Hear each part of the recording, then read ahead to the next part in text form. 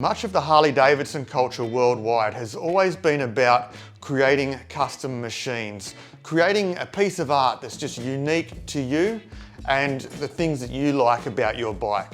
Today we're meeting a fella that's creating some beautiful pieces of art out of Harley-Davidson's and putting his own taste and his own flavour into V-rods and night rods and all styles of Harley-Davidson's. So let's go and meet Johhny Sharp.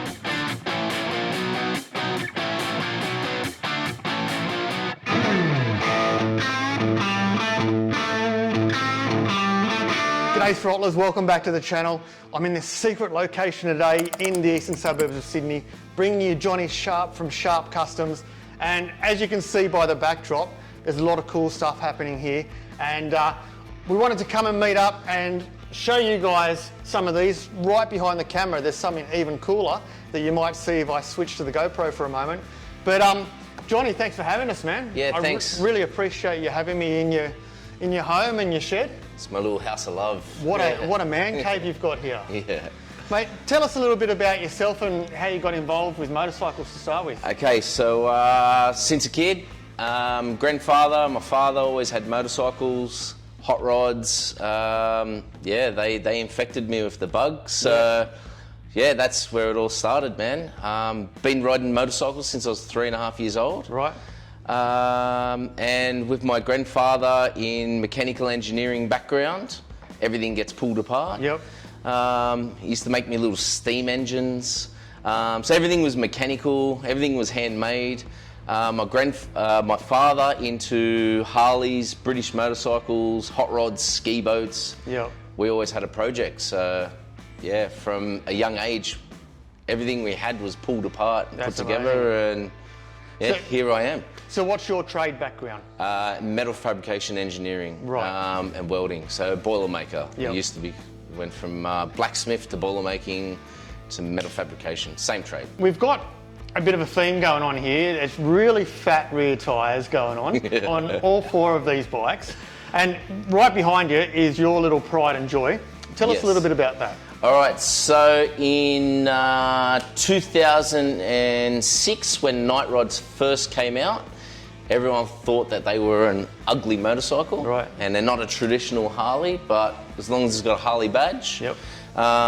It's a Harley to me. And a V-twin. And a V-twin. Big V-twin. So everyone hated V-rods, and I could see something in them that no one could see, and I would always say that in the future these are going to be a cool bike. Yep. Yeah, so I did everything within my power of working my long hours, hustling, buying and selling bikes, building bikes for other people to get myself this. It was a Virgin motorcycle when I first got it. Right. Had a big shield on the front window, on the front of it, had saddlebags, standard exhaust, and just over time, this is what it's become. But wow. Yeah, it's certainly something to be admired. It's an amazing machine. Thank you. It's it's just a reliable street bike. Yep. I'm against those unrideable motorcycles. Yeah, absolutely. And I just want, just try and make everything pretty cool, a little bit different to everyone else. Some people hate this bike, but a lot of people like it. So this is me, man. Yeah. So last weekend, I was driving down the highway with the missus, and I happened to see Johhny about 4 cars ahead of me, and it's an absolute machine on the road. And over the Tempe Bridge, it breaks traction pretty easily, right? Yeah. You didn't even know I was there. Yeah, I was surprised when you messaged me that, because I was riding with one of my good mates, and he needs to get his riding a little bit faster. He was doing like 45 Ks in a 70K zone. So I was waiting for him, and he caught up to me. I told him just keep going. I pointed at the speed sign. Yeah. Man, you need to do the speed. And that's where you caught me catching up to them. Yeah. So. 3 other bikes behind us that aren't yours. Yep. Tell us about each one. All right. So the Evo over here is here for some fab work. He wants me to do a strutless rear guard with a recessed number plate. So that'll be the next job. I'll try and just do one at a time, because otherwise it just gets consuming. Sure. I'll do that. The blue bike here was the first sort of big dollar 300 rear motorcycle I built. Yep. It's got all the good gear on it. It's all DGD stuff. So everyone that knows them knows it's all the good gear. So yeah, that was a Kiki X number plate, was the original one. Right. That was pretty popular when I first done it, and that's good mate of mine. So that's just in for a service, and yeah, just do little bits and pieces on it. I just maintain all my friends' motorcycles. Yeah. They're not from motorcycle backgrounds. Right. But once again, I infected them with that's right. the bug to own a custom bike, you know? Yep. And this orange machine up here is my friend Nathan's turbocharged Breakout. I built pretty much the whole bike except for the paint job and the turbo kit. Yep. That went to Dylan at DGD. He did the paint job and the turbo kit. It's got 150 horsepower, this thing. So wow. It's a cool bike. Yeah. It's a cool bike to ride.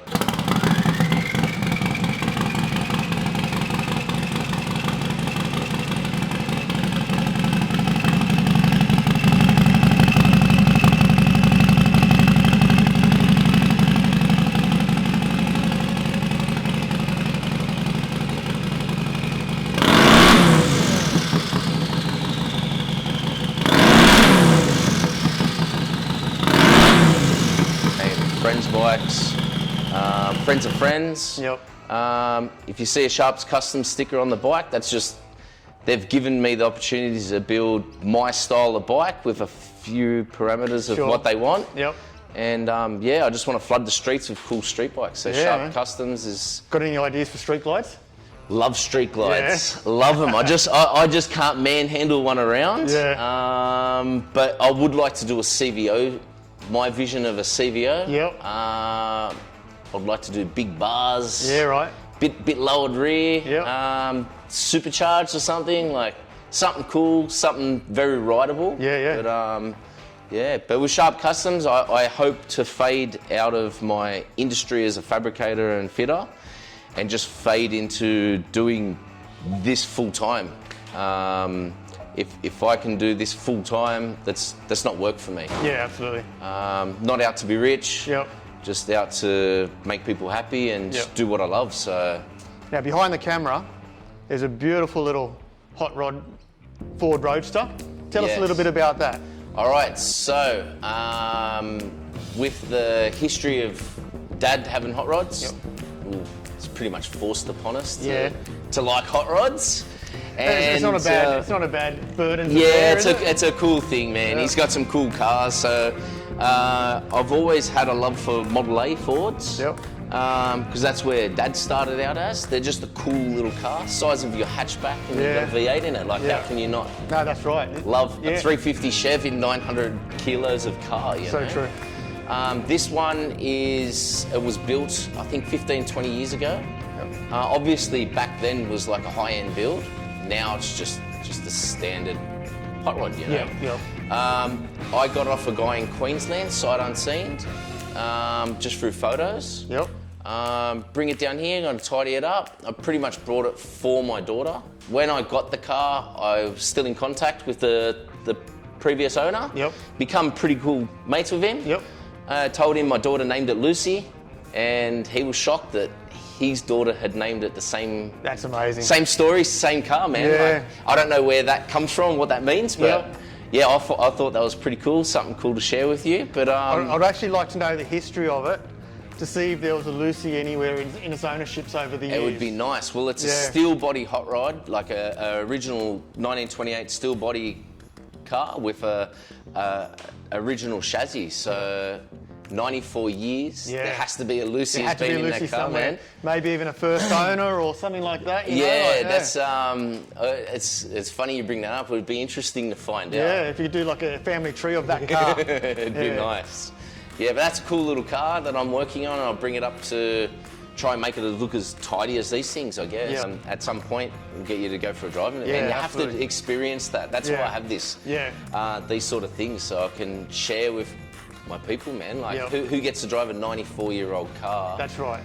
And get the feel like, where has this been in its life? And you've taken it for your own journey, you know? Absolutely. So yeah, that's my part of motoring, cars, motorcycles. Yeah, that's meeting friends. Yep. Happy to meet you. Absolutely. It's been pretty cool. So yeah. So obviously you're pretty active on the gram. So tell us where people can find you on Instagram. So they can find me on Freestyle Fabrications. Yep. You'll see in the profile picture is like a little Sharp Customs one. Yep. I just try to keep that active. That's how I met people like you. Yeah, absolutely. I've met a lot of friends through there, and all motorcycle related. Yep. Just trying to, I don't know, bring that good nature back to motorcycles. It got lost for a little while. Yep. Got lost for years, and always happy to help someone. If I'm doing something someone doesn't know how to do, like happy for them to message me and say, hey, how do you do this? I don't have no secrets. Absolutely. It's all open book, what I do with motorcycles. Yep. So I'm just going to keep doing what I do. Yep. And hopefully this turns into a full-time gig and we can get more people riding some cool bikes down the road. Yeah, absolutely.